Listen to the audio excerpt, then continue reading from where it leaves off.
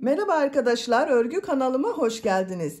Minik kız bebeklerimiz için kolay ve güzel tığ işi bir hırka yaptım. Bugün bu hırka anlatımını sizlerle paylaşmak istiyorum. Hırkanın örgüsü çok kolay arkadaşlar. Bakın model olarak hem çok kolay hem de güzel bir model. Bu hırka örgüsüne yakadan zincir yaparak başlıyoruz. Yapacak olduğunuz çocuğun büyüklüğüne göre bu zincir sayısını daha fazla veya daha az yapmanız gerekebilir.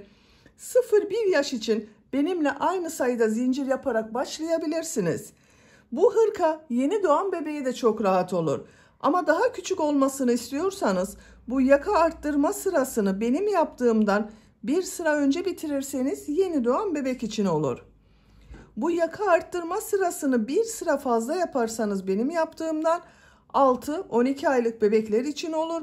Bu yaka arttırma sırasını 2 sıra fazla yaparsanız 1-2 yaş arası çocuklarınız için olur. 2 yaşından büyük çocuklar için yapmak istiyorsanız bu yaka zincir sayısını daha fazla sayıda başlamanız gerekir. Yakadan 3 düğmeli yaptım. Bakın bu şekilde. Ayrı bir düğme iliği yapmadım. Bu model yaptığım yerleri bakın boşluklara düğme iliği olarak kullanıyorum. 3 tane ince düğmeyi yapmayı tercih ettim. Siz isterseniz 4 veya 5 düğmeli olarak yapabilirsiniz. Beyaz ve pembe renk iplikler kullandım. Bakın pembe renk iplik olarak ben bugün bu ipliği kullandım. 100 gram iplik üzerinde 320 metre var. Bu iplikten yarım yumak iplik yeterli. 50 gram iplik kullandım. Beyaz renk iplik olarak da 50 gram iplik yeterli. Siz biraz büyük olsun istiyorsanız pembe renk iplikten bir yumak ipliğe ihtiyacınız var. Tığ olarak 5 numara 3 milimetre tığ kullandım. Benim elim sıkı değil arkadaşlar. Bakın yaptığım örgüler yumuşak oluyor. Sizin eliniz sıkıysa yaptığınız örgüler hem sert olur hem de benim yaptığım ölçüden daha küçük olur.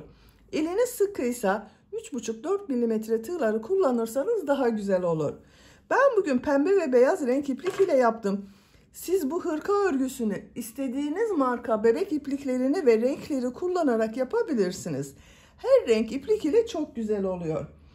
Bu hırkayı takım yapmak isterseniz bakın bu şekilde çok güzel tığ işi bir ayakkabı yaptım. Hırkanın takımı olarak yine bunun takımı olarak çok güzel modelli tığ işi bir şapka yaptım. Bu şapkanın ve ayakkabının anlatımlarını yaptım. YouTube kanalıma yükledim. Siz de bunun gibi güzel bir takım yapmak isterseniz bu şapkanın ve ayakkabının olduğu YouTube linkini izlediğiniz bu videonun açıklama bölümüne ekliyorum. O linkler üzerine tıkladığınız zaman siz de bunun gibi güzel bir takım yapabilirsiniz. Biz bugün bu kolay ve güzel tığ işi hırkayı yapacağız. Açık olarak görelim. Bakın bu şekilde. Çok güzel gördüğünüz gibi. Hırkanın ölçülerini videonun sonunda ölçüyorum. Tekrar ölçerek vakit geçirmek istemiyorum. İpliği tığ hazırlayalım. Hep birlikte bu kolay ve güzel hırka örgüsüne başlayalım. Örgü kanalıma abone değilseniz abone olmayı unutmayın lütfen. Örgü kanalıma abone olmak ücretsiz. Örgü kanalıma ücretsiz abone olup orada bulunan zil şekline dokunarak açık yaparsanız kanalıma videoyu yüklediğim zaman İlk önce size bildirim gelir. Örgülerimden herkesten önce sizin haberiniz olur. İzlediğiniz videolarıma beğeni ve yorumlarınızı yaparsanız çok sevinirim arkadaşlar. Hepinize kolay gelsin. İyi çalışmalar.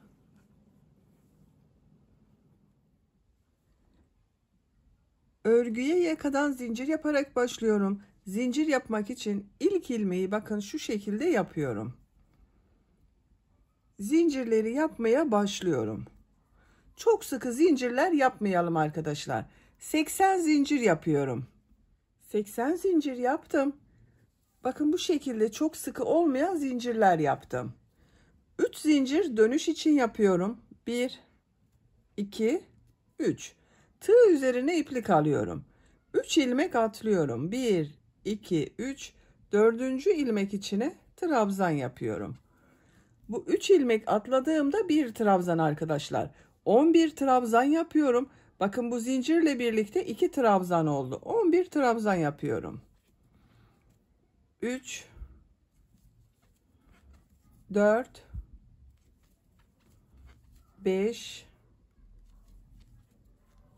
6 7 8 9 10 11 11 trabzan yaptım. 2 zincir yapıyorum. Tığ üzerine iplik alıyorum. Bakın aynı ilmeği değil, yanında bulunan ilmeğe trabzan yapıyorum. Kol bölümü için 18 trabzan yapıyoruz.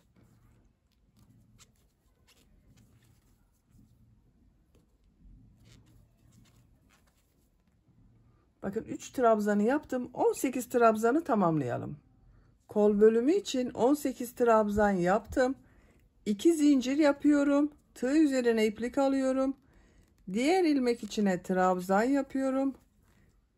Diğer ilmekleri de trabzan yaparak devam ediyorum. 22 trabzan yapalım. 22 trabzanı yaptım. 2 zincir yapıyorum. Diğer kol bölümü için 18 trabzan yapıyorum. Bakın bu kolda 18 trabzan yaptım. Bu kol içinde 18 trabzan yapıyorum. Diğer ilmeğe trabzanı yapıyorum.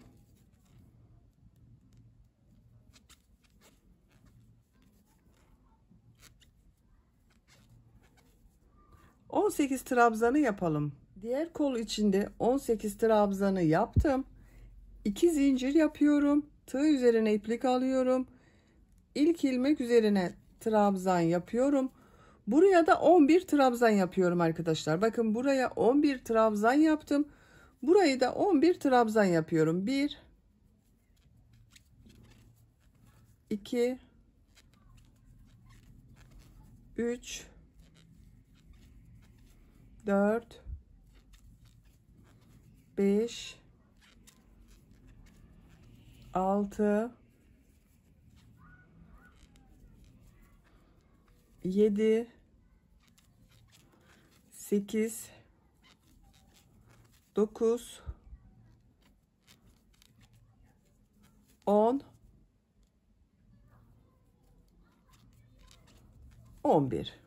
11 trabzan yaptım. Bakın arkadaşlar, bu sırada yaka ayrımlarını yaptım. Buralara 11 trabzan yaptım. Kol için 18 trabzan yaptım. Bunun ikisinin toplamı olan buraya da 22 trabzan yaptım. Siz bunu yeni doğan bebek için yapıyorsanız buraları 9 trabzan yapabilirsiniz. Bunun toplamı olarak burayı 18 trabzan yapabilirsiniz. Bu kol bölümlerini de 12-13 trabzan olarak yapabilirsiniz. Daha büyük çocuk için yapacaksanız da buraları kaç trabzan yaptıysanız buraya yaptığımız trabzanı 2 katı yapacaksınız arkadaşlar. 12 trabzan yaptıysanız burayı 24 trabzan, kol bölümünde 20-22 trabzan yapabilirsiniz. Şimdi ikinci sıradayız. Bir zincir yapıyorum, örgüyü çeviriyorum. İlk ilmek üzerine trabzan yapıyorum. Diğer ilmekleri de trabzan yaparak devam ediyorum. Bu arttırma yapacağımız 2 zincire kadar devam edelim. Arttırma yapacağım yere kadar bakın trabzanları yaptım. 11 trabzan yaptım buraya arkadaşlar. Tığ üzerine iplik alıyorum. Bu arttırma yerine bir trabzan, 2 zincir, bir trabzan yapıyorum.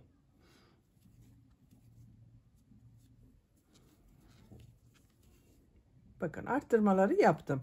Tığ üzerine iplik alıyorum. Diğer ilmeklere trabzan yaparak devam ediyorum.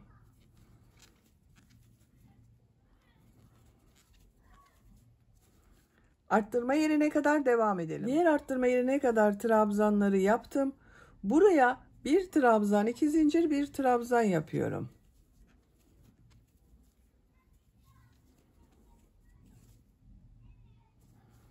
Diğer ilmekler üzerine trabzan yaparak devam ediyorum.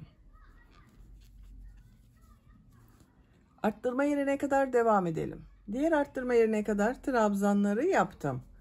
Buraya Bir trabzan, 2 zincir, bir trabzan yapıyorum.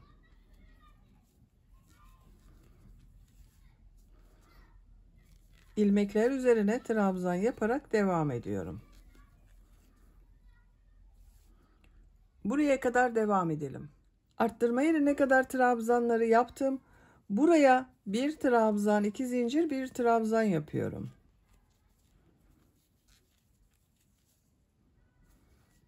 Diğer ilmeklere trabzan yaparak devam ediyorum. Sıra sonuna kadar devam edelim. Sıra sonuna kadar tamamladım. Son ilmeği bir önceki sırada 3 zincir atlayarak yaptığım bir trabzan vardı. Bunun son zincir üzerine bakın tığ takıyorum, trabzan yapıyorum. 2 sırayı tamamladım arkadaşlar. Görüntü olarak bakın bu şekilde oldu. 3. sıradayım. 3. sırada pembe renkli iplik ile bir sıra sık iğne yapıyorum.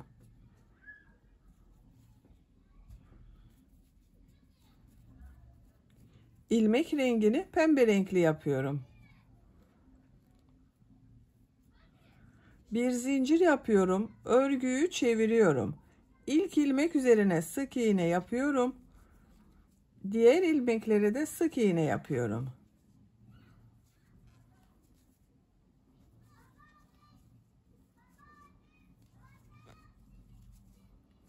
Arttırma yerine kadar devam edelim. Arttırma yerine kadar bakın sık iğneyi yaptım. Buraya bir sık iğne, 2 zincir, bir sık iğne yapıyorum arttırma yerine.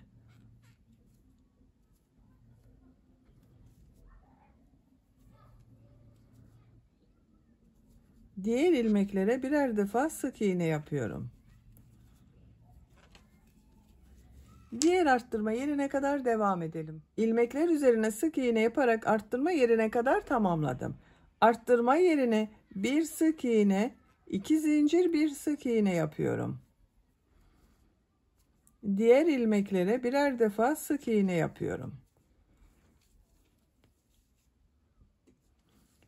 Bu arttırma yerinde de bir sık iğne, 2 zincir, bir sık iğne yapalım.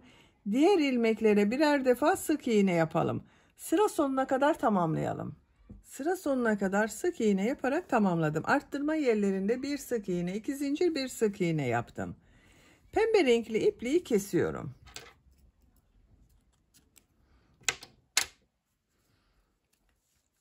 Dördüncü sıradayım. 4. sırada beyaz renkli iplik ile trabzan sırası yapıyorum. Bakın beyaz renkli ipliği burada bekletiyordum. Bu ilk ilmeğe tığı takıyorum. Beyaz renkli ipliği ilmek yapıyorum bakın burada. Bir zincir yapıyorum. Tığ üzerine iplik alıyorum. İlk ilmek üzerine trabzan yapıyorum. Diğer ilmeklere trabzan yaparak devam ediyorum. Trabzan sırası yapıyoruz. Arttırma yerine kadar devam edelim. Arttırma yerine kadar trabzanı yaptım. Bu arttırma zincirinin üzerine bir trabzan, 2 zincir, bir trabzan yapıyorum. Diğer ilmeklere birer defa trabzan yapıyorum. Bakın arkadaşlar. Arttırma yerlerinde bir trabzan, 2 zincir, bir trabzan yapalım. Diğer ilmeklere birer defa trabzan yapalım. Bu trabzan sırasını 2 sıra yapalım. Daha sonra tekrar pembe renkli sık iğne yapacağız arkadaşlar. 2 sıra beyaz trabzan sırasını tamamlayalım. 2 sıra trabzanı tamamladım arkadaşlar bakın. Bu arttırma yerlerinde yine bir trabzan, 2 zincir, bir trabzan yaptım. Pembe renk ile sık iğne yaptığım sıradayım. İlmek rengini pembe renkli yapıyorum. Bir zincir yapıyorum, örgüyü çeviriyorum. Bak beyaz ipliği burada bekletiyorum. İlk ilmek üzerine sık iğne yapıyorum. Diğer ilmekleri sık iğne yaparak devam ediyorum.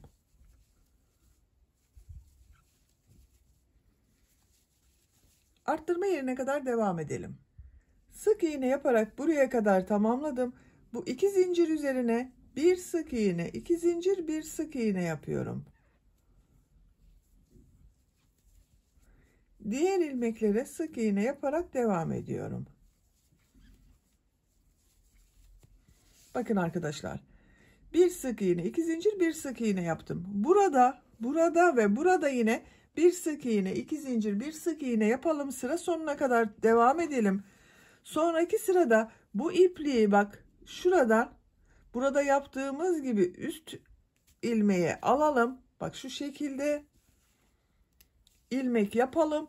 Bir zincir yapıp trabzan sırası yapalım.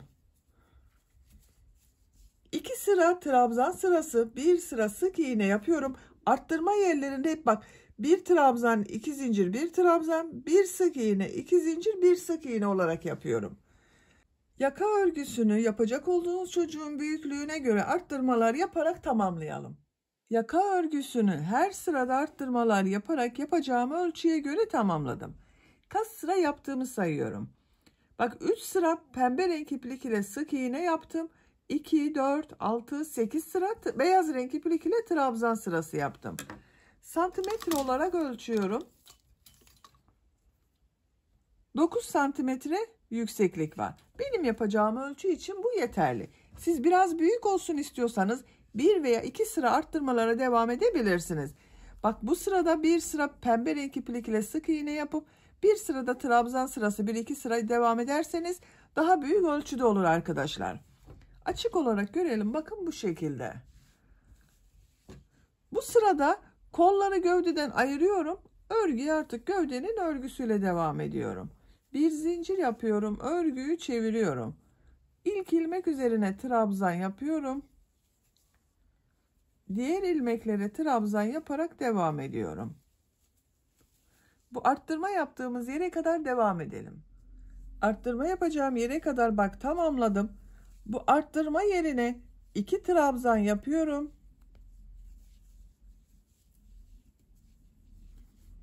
Bir zincir yapıyorum. Kolda bulunan bütün ilmekleri atlıyorum. Bu arttırma yerine 2 trabzan yapıyorum.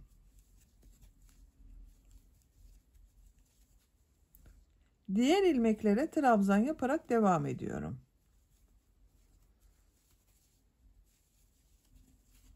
Bak, bir zincir ile ön ve arka bölümü burada birleştirdik arkadaşlar. Kol altının görüntüsü böyle. Buraya kadar devam edelim. Arttırma yapacağım yere kadar bak trabzanları tamamladım. Bu arttırma yerine yine 2 trabzan yapıyorum.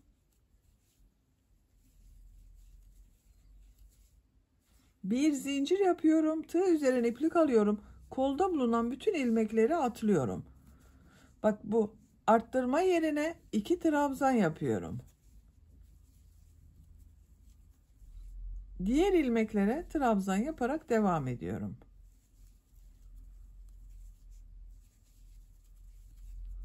Bak kol altının görüntüsü böyle arkadaşlar. Sıra sonuna kadar devam edelim. Sıra sonuna kadar trabzanı yaptım. Bakın bu şekilde oldu arkadaşlar. Beyaz renkli ipliği kesiyorum.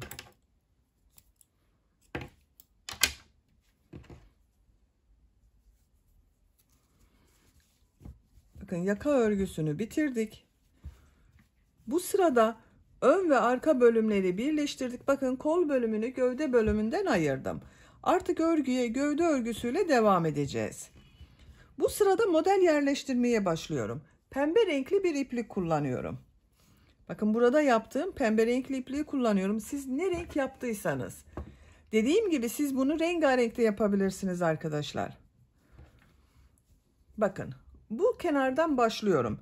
İpliği burada bitirdim. Eğer sizin burada bittiyse arkadaşlar, bu yaka sırasını benden bir sıra fazla yaptıysanız burada bitmiştir. Bakın buradan ilmek başlıyorum. Pembe renk ile bir ilmek yapıyorum.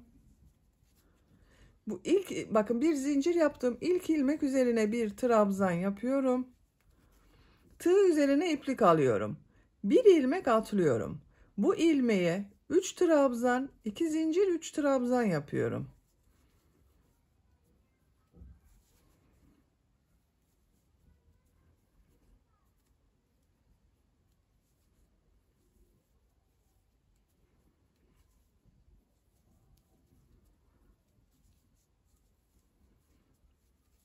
Üç trabzan, 2 zincir, 3 trabzan yaptım.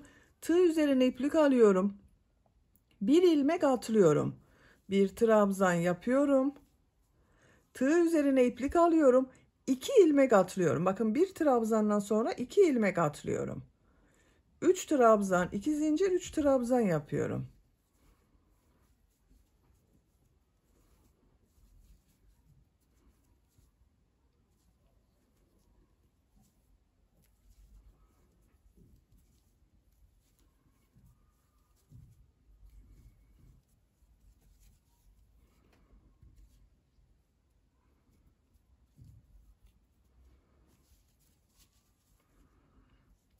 Bir ilmek atlıyorum. Bir trabzan yapıyorum.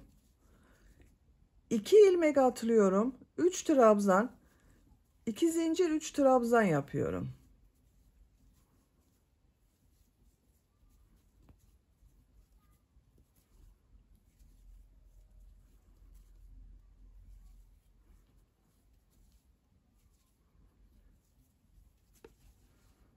Bir ilmek atlıyorum. Bir trabzan yapıyorum. Bakın arkadaşlar, bu şekilde modelleri yerleştiriyoruz.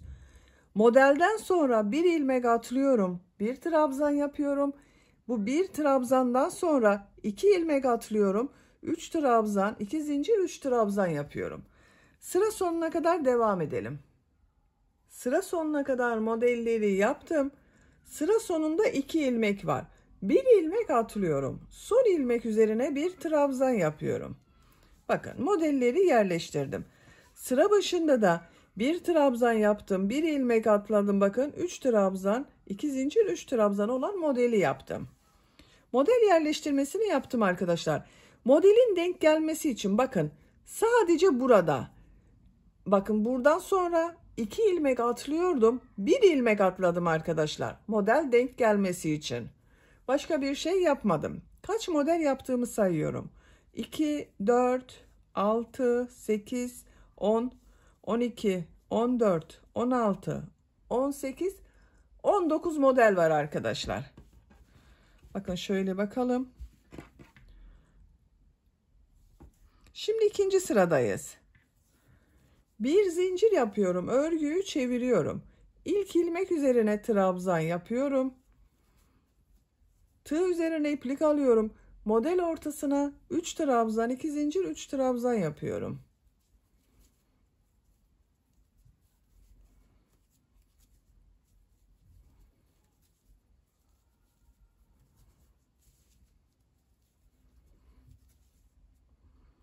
Bakın bu bir trabzan yaptım. Bu trabzanı. Bakın örgünün düz tarafı burası arkadaşlar. Burası örgünün ters tarafı. Düz tarafı olacak şekilde bakın ama benim bu sırada ters taraftan oldu. Ters taraftan boşluktan alıyorum, uzun yapıyorum bakın. Trabzan yapıyorum. Tığ üzerine iplik alıyorum. Model ortasına 3 trabzan, 2 zincir, 3 trabzan yapıyorum.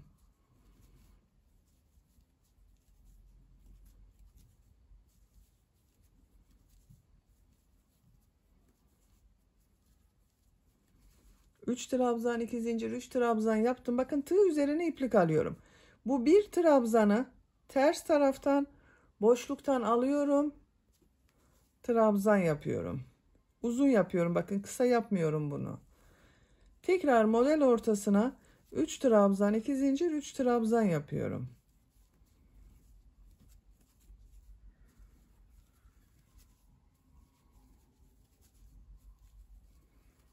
Bakın bu bir trabzanı tekrar gösteriyorum. Ters taraftan boşluktan alıyorum. Trabzan yapıyorum. 3 trabzan, 2 zincir, 3 trabzan yapıyorum. Bakın düz tarafın görüntüsü böyle oluyor arkadaşlar. Sıra sonuna kadar devam edelim.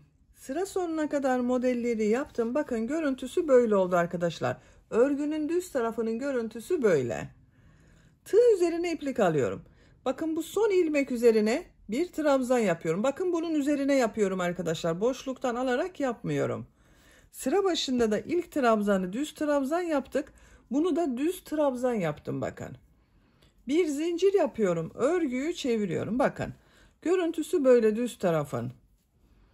Bu ilk ilmek üzerine trabzan yapıyorum. Tığ üzerine iplik alıyorum. Model ortasına 3 trabzan, 2 zincir, 3 trabzan yapıyorum.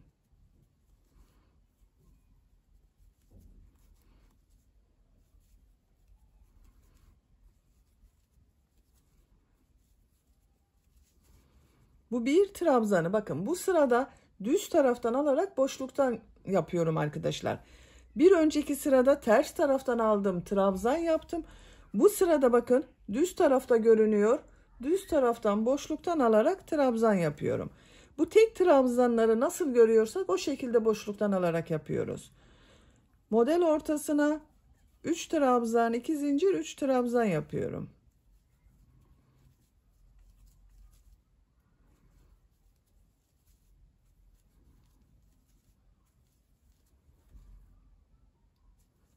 Bu bir trabzanı bakın düz taraftan boşluktan alıyorum, trabzan yapıyorum. Model ortasına 3 trabzan, 2 zincir, 3 trabzan yapıyorum. Bakın görüntüsü böyle. Sıra sonuna kadar devam edelim. Sıra sonuna kadar yaptım.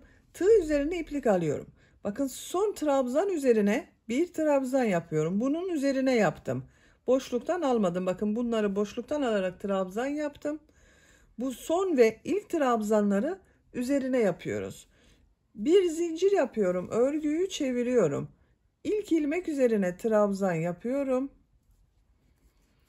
Model ortasına 3 trabzan, 2 zincir, 3 trabzan yapıyorum.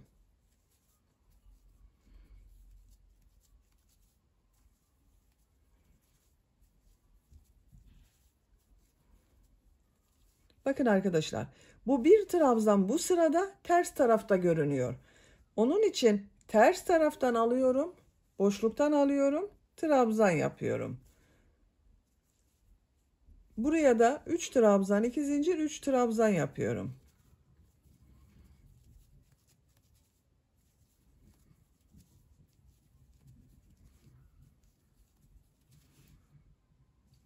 Bakın bu bir trabzanı ters taraftan boşluktan alıyorum, trabzan yapıyorum.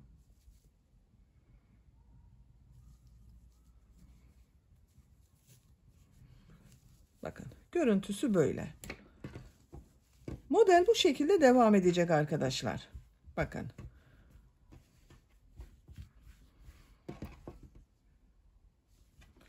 Gövde örgüsünü yapacak olduğunuz çocuğun büyüklüğüne ve tercihinize göre model sırasını tekrarlayarak tamamlayalım. Gövde örgüsünü 16 model sırası yaptım. 1, 2, 3, 4, 5, 6, 7, 8, 9, 10, 11, 12, 13, 14, 15, 16. Son 2 sırayı beyaz renkli yaptım bakın arkadaşlar. Aynı sayıda beyaz renkli iplik ile yaptım. Son sırayı yapıyorum. Son sırada farklı bir model yapıyorum. Bakın en son beyaz renkli iplik ile bitirdim. İpliği kestim. Buradan pembe renk iplik ile ilmek yapıyorum. Bir zincir yaptım. Aynı ilmeğe sık iğne yapıyorum. Tığ üzerine iplik alıyorum. Bakın buraya 8 trabzan yapıyorum. 1 2 3 4 5 6 7 8 bir zincir yapıyorum. Bu bir trabzan yaptığım ilmeğe bir sık iğne yapıyorum. Bir zincir yapıyorum. Tığ üzerine iplik alıyorum. Diğer model ortasına 8 trabzan yapıyorum.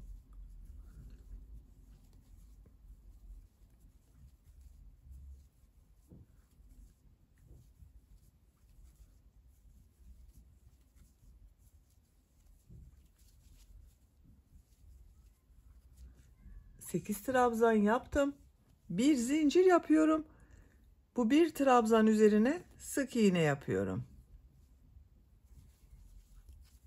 Bir zincir yapıyorum. 8 trabzan yapıyorum. Bakın bu şekilde model yapıyoruz. Sıra sonuna kadar devam edelim. Modelleri sıra sonuna kadar yaptım.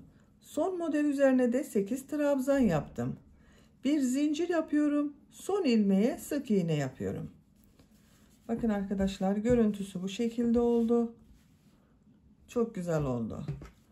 Ön patlardayım. Ön patlarda da bu modelleri yapmaya devam ediyorum. Ön patlarda 8 trabzan yapmıyorum ama. Tığ üzerine iplik arıyorum. Zincir yapmadım.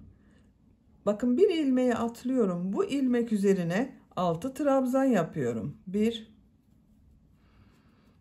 2 3 4 5 6 trabzan boşluğunu atlıyorum. Bu ilmeğe sık iğne yapıyorum. Tığ üzerine iplik alıyorum. Bakın bir ilmek atlıyorum. 6 trabzan yapıyorum.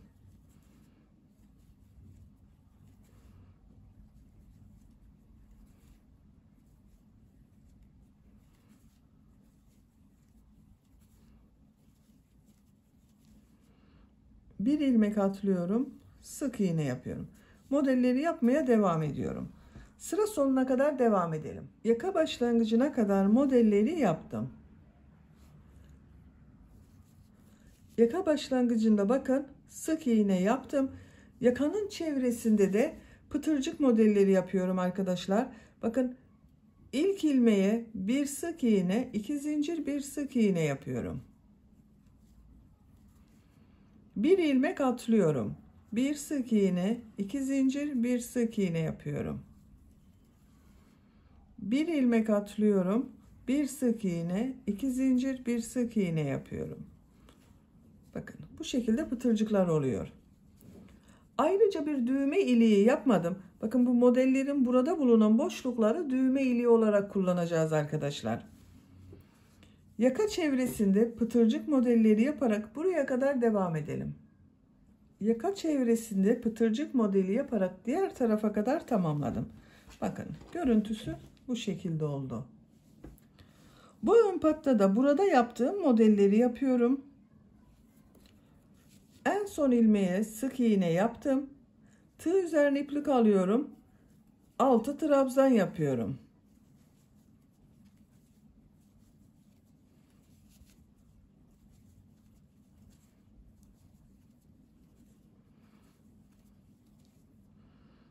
Bakın burada 2 ilmek atlıyorum.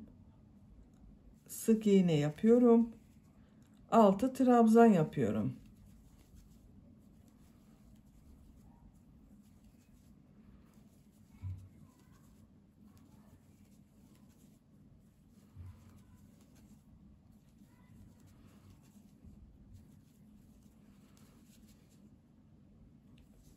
Sık iğne yapıyorum. Bakın model aynı yapıyoruz arkadaşlar. Tek dikkat etmeniz gereken, buraya kaç model yaptıysanız bu ön patı da aynı sayıda yaparsanız daha düzgün görünür. Sıra sonuna kadar devam edelim. Sıra sonuna kadar modelleri yaptım. Bakın bu şekilde oldu. Son yaptığım modeli bu ilk yaptığım ilmek ile ilmek kaydırma yaparak sırayı birleştiriyorum. İpliği kestim. İlmek içinden çekiyorum. Bu ön pata 2, 4, 6, 8, 10, 11 model yaptım. Bu ön patada 11 model yaptım bakın. 2, 4, 6, 8, 10, 11. Düğmelerini de diktim ben arkadaşlar. Bakın bu şekilde oldu. Düğme iliği olarak burada yaptığım modelleri kullanıyorum. Bakın. Bu model boşluklarını düğme ilikleri olarak kullanıyorum.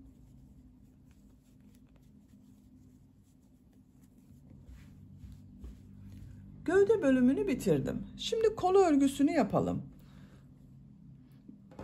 Kol örgüsünde bakın kol ayrımı yaptığım sırada bir sıra trabzan sırası yaptım. Beyaz renk iplik ile o sırayı yapıyorum. Beyaz renkli iplik ile başlıyorum. Kol altından ipliği bağlıyorum.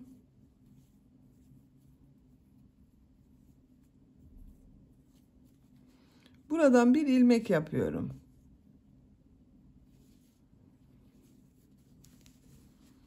Tığ üzerine iplik alıyorum.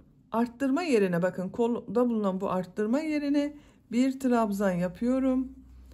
Diğer ilmeklere trabzan yaparak devam ediyorum.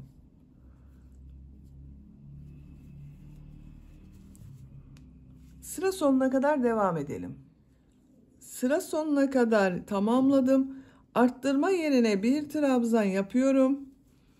Kol altında bulunan bu ilmek ile ilmek kaydırma yaparak sırayı birleştiriyorum. Bakın, bir sıra trabzan sırası yaptık. Bu trabzan sırasının devamı oldu. Kol örgüsünü bu yaka bölümünde yaptığım gibi 2 sıra trabzan, 1 sıra sık iğne yaparak devam etmek istiyorum. Onun için pembe renkli ipliğe geçiş yapıyorum. Beyaz renkli ipliği kesmiyorum. Şu şekilde ilmek rengini pembe renkli yapıyorum. Sağlamlaştırdım. İlk ilmek üzerine sık iğne yapıyorum. Beyaz ipliği bekletiyorum orada. Diğer ilmeklere sık iğne yaparak devam ediyorum. Her ilmek üzerine bir sık iğne yapıyorum.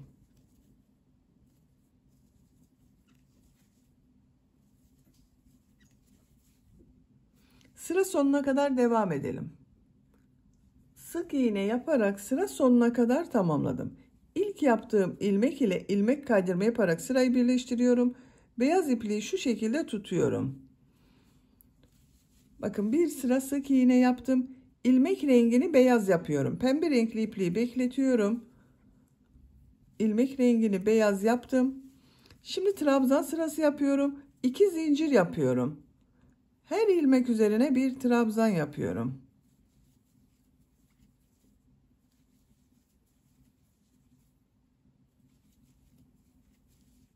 Sıra sonuna kadar devam edelim. Sıra sonuna kadar trabzanları yaptım. Sıra başında yaptığım 2 zincir ile ilmek kaydırma yaparak birleştiriyorum. Pembe renkli ipliği şu şekilde üste alıyorum bakın. İlmek kaydırma yaptım. Bakın, bir sıra trabzan sırası yaptım. Şimdi tekrar trabzan sırası yapıyorum. 2 zincir yapıyorum. Örgüyü çeviriyorum. Yine her ilmek üzerine trabzan yapıyorum.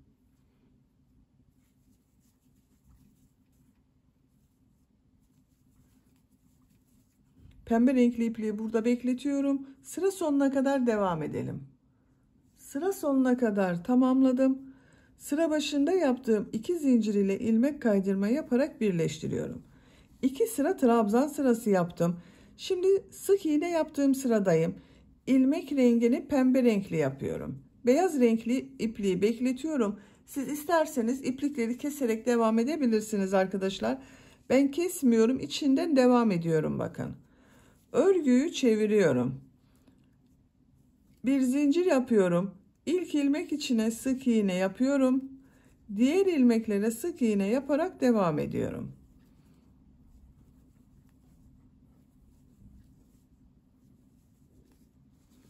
Bakın, örgüyü bu trabzan sırasında çevirerek ördüm arkadaşlar. Bu yaka bölümünde yaptığımız modellerin değişmemesi için ben çevirerek ördüm. Siz tercihinize göre çevirmeden düz de devam edebilirsiniz. Ama o zaman burasıyla kol örgüsü arasında farklılık olur. Kol örgüsü bu şekilde devam edecek. Bir sıra sık iğne yapıyoruz pembe renk iplik ile. 2 sıra beyaz renk iplik ile trabzan sırası yapıyoruz. Kolun örgüsünü yapacak olduğunuz çocuğun büyüklüğüne ve tercihinize göre sıraları tekrarlayarak devam edelim. Kol örgüsünü yapacağım ölçüye göre tamamladım. Kol ucunda da bu şekilde pembe renk iplik ile bileklik çalıştım. Diğer kol örgüsünü de bakın bileklik bölümüne kadar tamamladım. Bu bileklik bölümünü sizinle yaparız. Kaç sıra yaptığımı sayıyorum. Pembe renkleri sayıyorum. İlk önce pembe renk iplik ile sık iğneler yaptık. 1, 2, 3, 4, 5, 6, 7 sıra pembe renk iplik ile sık iğne yaptım. Trabzan sırasını sayıyorum. 1, 2, 3, 4, 5, 6, 7, 8, 9, 10, 11, 12, 13 sıra beyaz renk iplik ile trabzan sırası yaptım. Santimetre olarak ölçüyorum. 14 santimetre yükseklik var. Siz isterseniz trabzan sırasını devam ederek daha uzun yapabilirsiniz. Şimdi bu bileklik bölümünü yapalım. Bileklik bölümünün biraz dar olmasını istiyorum. Sık iğne olarak yapıyoruz. Sık iğneyi yaparken eksiltmeler de kesmeler de yapıyorum. Bakın beyaz renk ipliği burada kestim. Pembe renk ipliği içinden devam ederek buraya kadar devam ettim. Bu ilmekten pembe renk iplik ile bir ilmek yapıyorum. İlk ilmek üzerine sık iğne yapıyorum. Bakın bu ilmeğe tığ takıyorum. İplik aldım, çıkardım. Üçüncü ilmeğe tığ takıyorum. İplik aldım, çıkardım. Tığ üzerinde 3 ilmek var. Üçünü bir defada çekiyorum. Bakın 2 ilmeği tek ilmek yaptım. 3 sık iğne yapıyorum. Bu 2 ilmeği kesme yapıyorum bakın.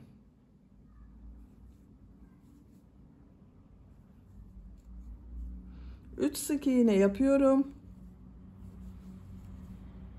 3 sık iğne yapıyoruz, bir kesme yapıyoruz. Siz isterseniz hiç kesme yapmadan her ilmek üzerine sık iğne de yapabilirsiniz. Sıra sonuna kadar devam edelim. Sıra sonuna kadar sık iğneleri yaptım. İlmek kaydırma yaparak birleştiriyorum. Bu sırada bakın 3 sık iğne yaptım, bir kesme yaptım. 3 sık iğne yaptım, bir kesme yaptım. Bu kol ucu biraz topladı. Biraz dar oldu. İkinci sıradayım. Başka kesme yapmıyorum. Her ilmek üzerine bir sık iğne yapıyorum. Sık iğne sırası yapıyoruz. Sıra sonuna kadar devam edelim.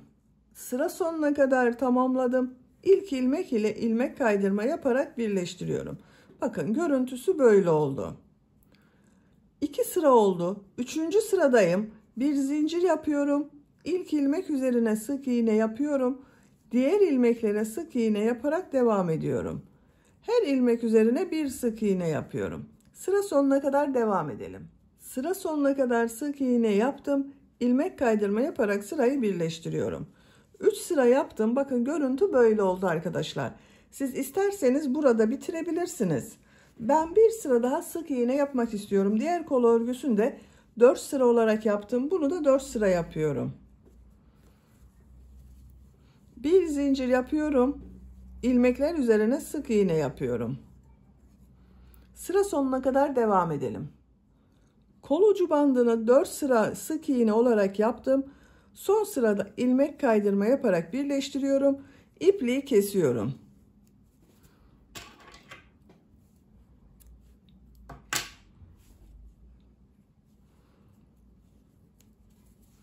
Bakın 1, 2, 3, 4 sıra oldu. Bu benim için yeterli. Siz isterseniz 5 sıra yapabilirsiniz veya dediğim gibi 3. sırada da bitirebilirsiniz. Böylece hırkanın örgüsünü bitirmiş oldum. Bakın çok güzel oldu arkadaşlar. Kolları da çok güzel oldu. Açık olarak görelim. Minik hırkamızı bitirdik. Bitmiş olarak size ölçülerini söylüyorum.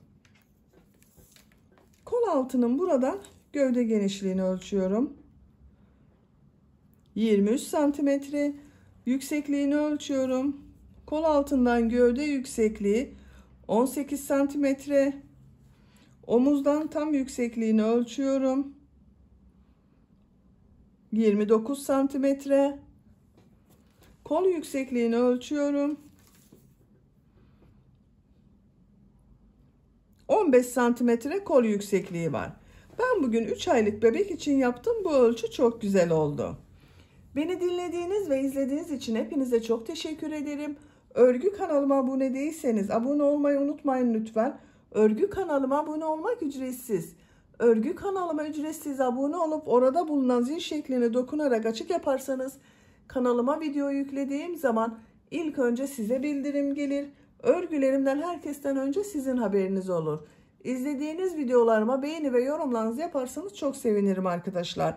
Sizlerle yeni örgülerde görüşmek dileğiyle. Hoşça kalın, sevgiyle kalın.